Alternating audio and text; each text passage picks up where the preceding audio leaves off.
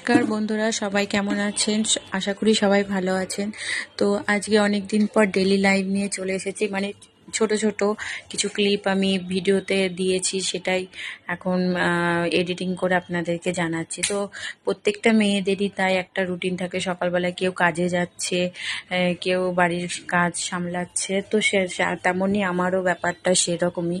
সকাল সকাল রান্নাবান্না কমপ্লিট করে নিচ্ছি, যেহেতু টিফিন দিতে হবে, বাচ্চারা স্কুলে যাবে।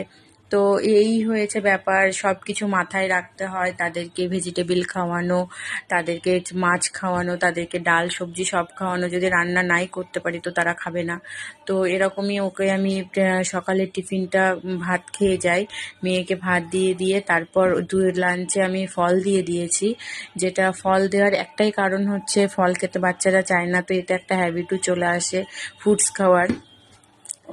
আর ফলের ওপর নেশা থাকলে বাচ্চাদের শরীরও ভালো থাকবে, সেইটুকুই আমি জানি। তো তারপর ওকে স্কুলে পাঠিয়ে বাদবাকি যে কাজগুলো ছিল সেগুলো কমপ্লিট করে নিলাম। দেখুন রান্নাঘরটা পুরো পরিষ্কার হয়ে গেছে, এবার আমার শান্তি। যাই হোক, এতটাই ভিডিওটা আজকে। যদি ভালো লাগে পাশে থাকবেন, শেয়ার লাইক করবেন।